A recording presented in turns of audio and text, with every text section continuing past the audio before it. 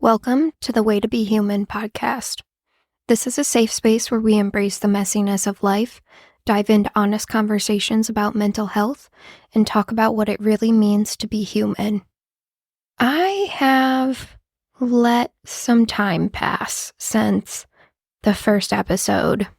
It's been close to 2 months now, and a lot of that was really because I was struggling with knowing what I wanted to talk about next.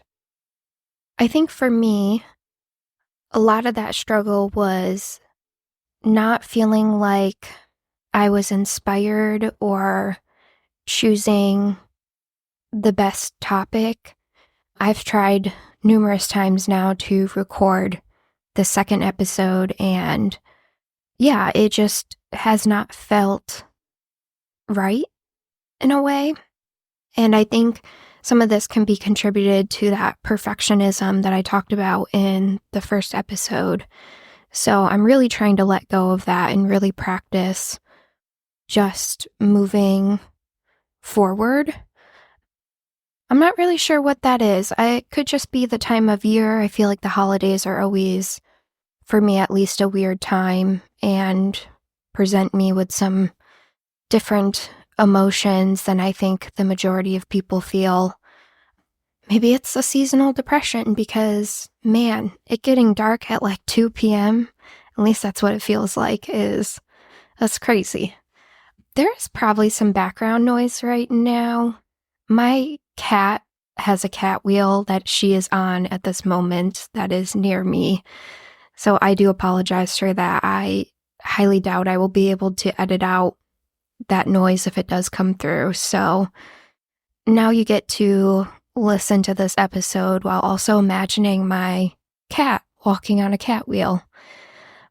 Anyways, moving on. So I just have really been struggling with essentially choosing the perfect topic to talk about for the next episode. And I think I've gotten to a place where I am trying to do opposite action towards my perfectionism. So I think wanting things to be perfect is kind of a avoidance tactic for me.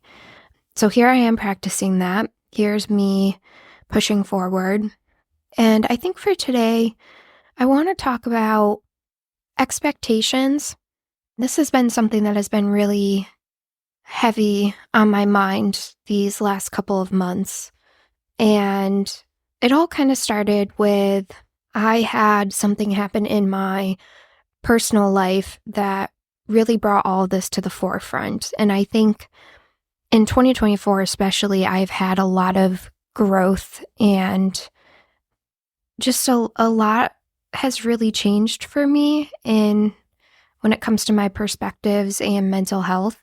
And expectations have been something that I've known for a while that I tend to be very expectation heavy.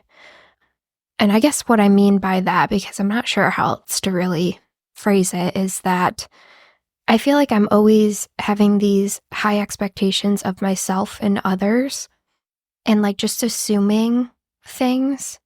So I think the best way to exemplify this is just by talking about kind of what happened in my life. So I had an event to go to for a close friend, and I wanted to bring a +1, and I kind of was expecting and assuming that my +1 would go with me because they knew how important it was to have this event and how important it was for them to go.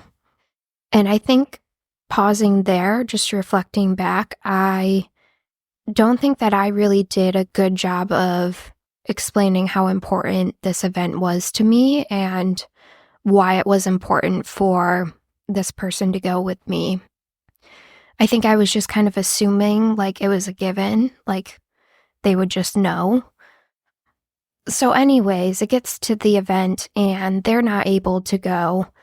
And that left me very upset, disappointed, and just hurt, I kind of built it up that this was going to be, a great opportunity for them to meet friends and just hang out and like do something that's a little bit different than we typically do. So we started talking about it, and it became very apparent that a lot of I feel like mismatch was due to my expectations. And I am fully willing to admit and understand that, because the more we've talked about it, the more it's become clearer how much those expectations can really come across as like projections and just really lead to this disappointment. So my expectations were just like making the assumptions that they would go with me to this event. Like, I think that's the biggest one that stood out to me, and that like they would do that because they knew it was important. And if this person cares about you or myself, then they would go because they know it's important. So yeah, we talked through it, and it's kind of left me in this place now where I've really been doing a kind of like a review of, I would say more specifically this past year, when I am just reflecting back. It kind of feels like, I don't know, we say this in my line of work, but like an after action, where you're just kind of going back through everything that happened on a project and talking through the lessons learned and stuff. So I am essentially doing an after action on my life from the past year. And the thing that has really stood out to me is these expectations. I think specifically the expectations I place on myself. And I think that ties in really nicely with the first episode of this podcast being about perfectionism. Also, my cat has the zoomies in the background, so we're just really getting a double feature episode right now. So yeah, really have been focused on expectations of myself and just placing these like unrealistic expectations. It's just a lot. It's exhausting. It really is exhausting. And I think it so perfectly ties into like, why I'm such a perfectionist. Like, I think the expectations, the perfectionism, like they all kind of coexist together. But I don't like the way that it is working with my life. Like, I don't like the way that these expectations are impacting relationships with myself and relationships with other people. And that is kind of why I wanted to talk about this. And it's been so heavy on my mind these last couple of months. And it feels like just such a good topic because I think people can relate to this. And a thing that's really stood out to me that I just kind of keep thinking about whenever I find that I'm having, expectation of someone, myself, an event, is the saying that comparison is the thief of joy. I feel like expectations also are a thief of joy because it often leads to so much disappointment and just unrealistic perceptions of people and yourself. And it just feels like a really crappy way to live. It feels like the opposite of loving yourself. Like I feel like placing these expectations on myself and others in my life is just the opposite of loving myself and having self-worth. So I'm not sure what comes next. I've talked about this in therapy, so I'm working through it there. Doing this podcast, I think, has been helpful to allow me to kind of just talk through my thoughts about this. I know that I have been practicing a lot more gratitude and mindfulness, especially the mindfulness when it comes to just being very aware of when I'm starting to create an expectation and just feeling comfortable challenging those expectations, I think, has been the biggest thing that's worked for me. But it's hard because it's like a habit. Like, this is ingrained into my mind of how I think and act and behave and do things. So it's a challenge, just like I think anything in this space of, being a human, the messiness of life, like, it's going to be a work in progress. And I'm okay with that because I think awareness and accepting is kind of the first step to any change. So I'm already there. I also just want to say, because I'm having this realization right now as I'm recording this, I am not a big fan of toxic positivity.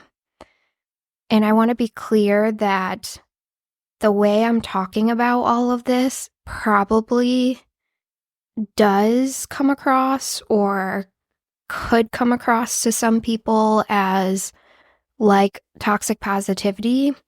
And that is not at all what I am trying to do. I have spent years working on my mental health and trying different therapies and different techniques and medications, just the whole shebang. And it's really been this year that all the pieces have finally come together, and I've gotten to a place of feeling relatively good and feeling like I can actually use the skills that I've learned. And I just want to say that because I don't want this to come across as, oh, it's so easy. Just have some mindfulness activities each day and you'll automatically change your thinking and everything will be rosy. That is absolutely not what I'm saying. I just want to be very clear about that and intentional about how this comes across because I have to give myself credit. I have done the work. I have really done the work.